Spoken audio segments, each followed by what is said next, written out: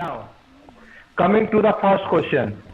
First question में क्या कर रहे हैं एक्सरसाइज 5.1 में, in which of the following situation does the list of number involve make a arithmetic progression and why. इसमें इन्होंने कहा है कि किस चीज में कौन से कुछ सिचुएशन में आपकी एपी बन रही है और वाई, रीजन भी क्या है इसके पीछे। रीजन तो सीधा सा आपने सभी में देना है, you need to show that each group of number having same common difference, तो एपी है। ओके, सबसे पहला the taxi fare each after each kilometer when the fare is rupees 15 for the first kilometer and rupees 8 for the each addition। मान के चलते हैं एक person first kilometre के लिए जाता है, that means the fix charge it is 15 rupees. जैसे ही नेक्स्ट किलोमीटर इंक्रीज होगा, the charge will increase rupees 8, it will B 23। when next kilometer will increase, then again plus 8, it will be 31। for the next again plus 8, it will be 39, hence on it will progress। so by thinking it, if you imagine that it is AP or not,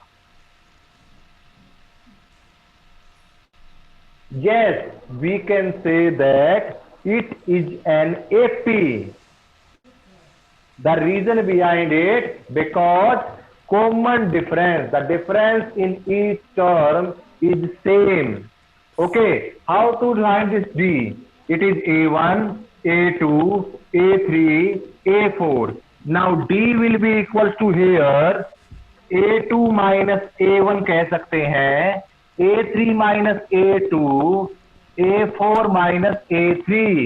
मतलब किसी term में से उसकी preceding term घटानी है। Remember this thing, आपको उससे पहले वाली टर्म घटानी है। A2 में से A1 घटाओ, A3 में से A2 घटाओ, A4 में से A3 घटाओ। अगर AP है तो ये सभी में क्या मिलेगा?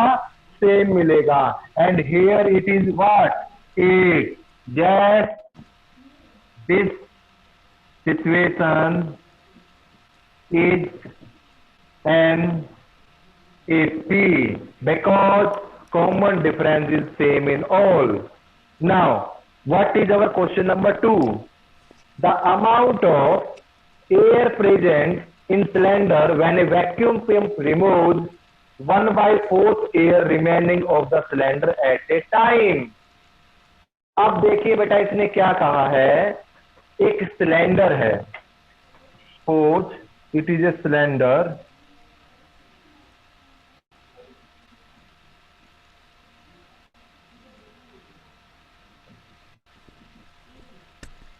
ओके, सेम टाइप का सिलेंडर होता है एक। इसमें से जब भी वैक्यूम करते हैं तो हर बार 1/4 एयर पास आउट हो जाती है। हर बार 1/4 एयर पास आउट हो जाती है। मान के चलते हैं 20 किलोग्राम इसके अंदर गैस है। टोटल कितनी गैस है? 20 किलोग्राम है। ठीक है, तो ये हमारी क्या हो गई? फर्स्ट टर्म हो गई।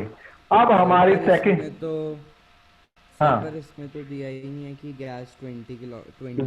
आई am explaining it to explain it. कैसे आप इसे समझेंगे? मैं सीधा कह दूंगा, नहीं है तो आप समझ नहीं पाएंगे। Okay, the reason behind it for its understanding. Okay, suppose करते हैं हम 20 किलोग्राम है और सोच के देखते हैं क्या ये AP फॉर्म करेगा अगर 1/4 से निकलती रहे। कितनी भी गैस हो, 20 हो, 50 हो, 1/4 तो निकालेंगे उसका। What will be the 1/4 of 20? What will be the 1/4 of 20?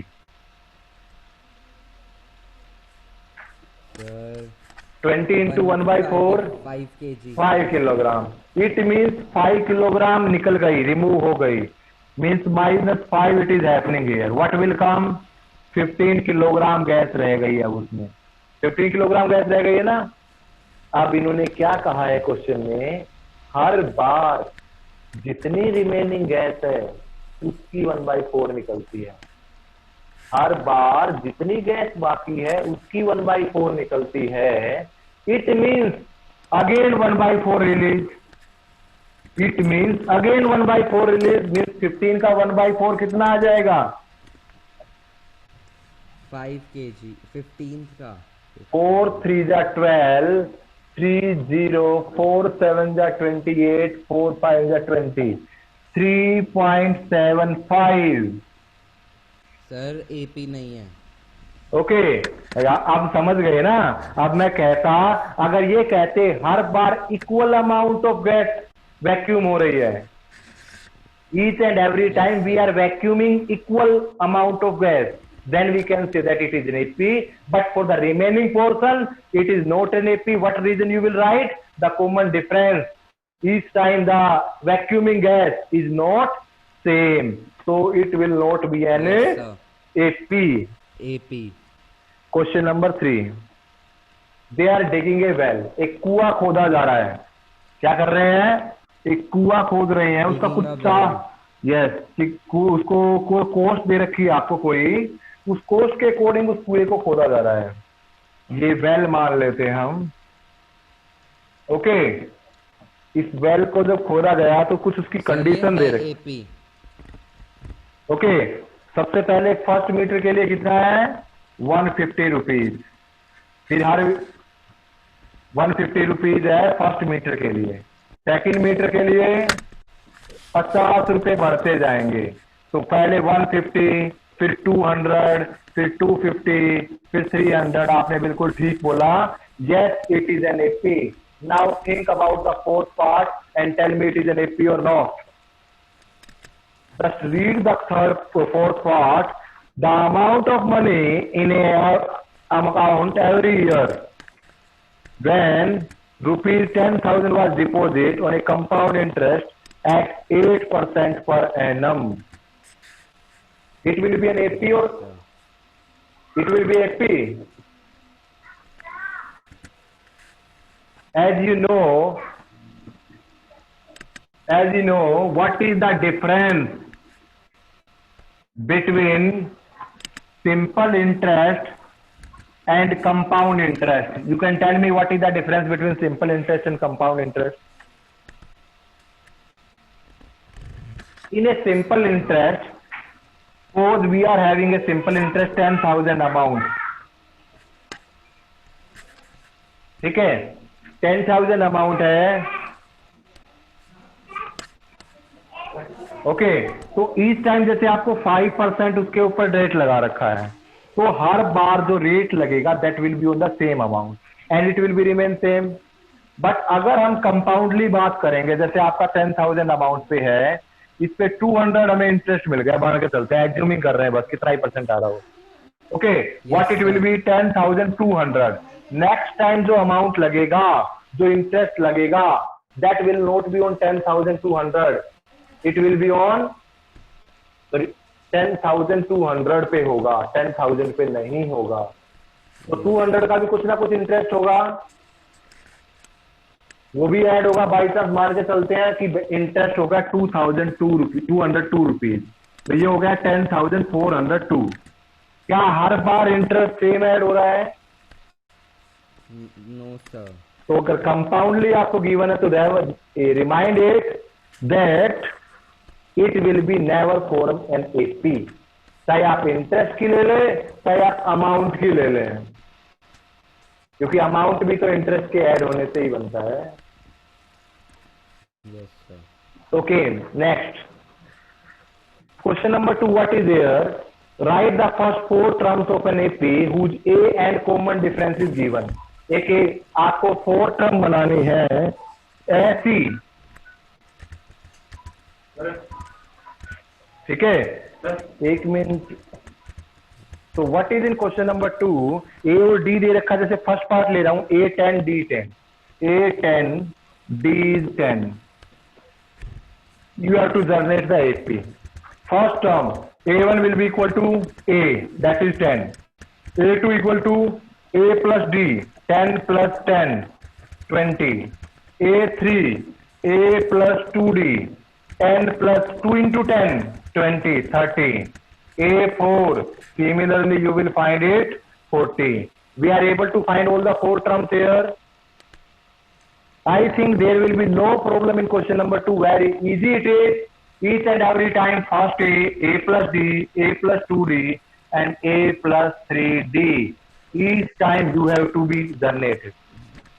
Question number 2 हो जाएगा. Yes, sir.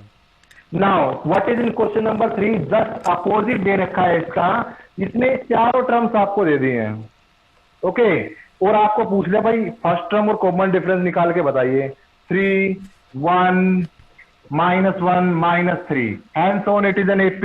You need to find value of A, value of D. What is A here? It is 3. What is D here? A2 minus A1, and it will be equals to 1 minus 3 equal to -2. A we have find out, D we have find out. Our question is solved. Okay, 0.4th part also I am taking of it. 0.6, 1.7, 0.6, 1.7, 2.8, 3.9, 2.8, 3.9. What is A? 0.6. What is D? A2 minus A1. 1.7 minus 0.6. 1.1. Yes, sir. Okay. And fourth question.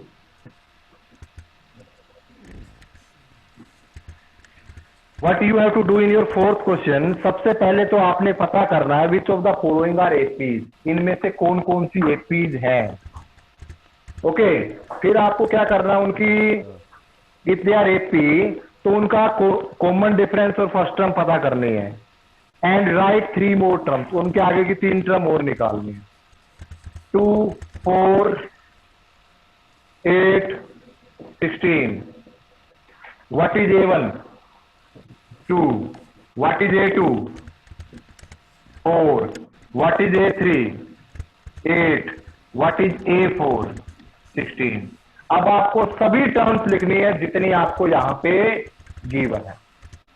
Okay, फिर D check करेंगे सभी का. A2 minus A1, A3 minus A2, A4 minus A3. 4 last है. पहुंच गए. 4 term है तो 3 group बनेंगे. 5 है तो 4 बनेंगे. सभी का बनाना है, किसी को नहीं छोड़ना है. डोंट बी थिंक सर पहले 3 को देख लेते तो अपने आप आ जाएगी. No, there can be change in the last term. Okay, तो सभी को हमने लेना है. 4 minus 2, 8 minus 4, 16 minus 8. What left here? 2, 4, 8. Is these are equal? Is these are equal? Yes, sir. How it is equal? 2, 4, 8. These 3 are equal here. No, these are not equal. So it is not an AP. ये एक AP नहीं है. ये एक AP नहीं है. Yes, sir. Okay, तो आपको सभी में ये चीज एसेस करनी है. जैसे मैं और लिख रहा हूं, इसमें सिर्फ क्या कर रहा हूं मैं आपका ये पार्ट इरेज कर रहा हूं और इसमें आपका ये इरेज कर रहा हूं. मुझे क्योंकि ये AP चेंज करनी है, इसमें आपका ये 2 इरेज हो जाएगा, ये 4 इरेज हो जाएगा, ये 8, ये 16. अभी इक्वल नोट इक्वल मुझे नहीं पता है, मैंने सिर्फ ऐसे लिख लिया है. पहले इक्वल का साइन लेके चल रहे हैं. ले रहा हूं मैं सेकंड पार्ट ही ले लेता हूं. 2, 5/2, 3, 2, 5/2, 3 and 7/2. It will be 2, it will be 5/2, it will be 3, it will be 7/2. Okay, A2 minus A1. Yes, sir. 5/2 minus 2. A3 minus A2. 3 minus 5/2. 7/2 minus 3. What it comes? 2 to the 4, 1/2. 3 to the 6, 1/2.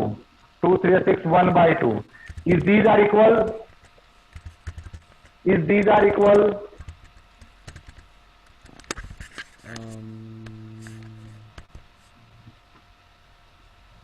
yes sir, 1/2, 1/2, 1/2.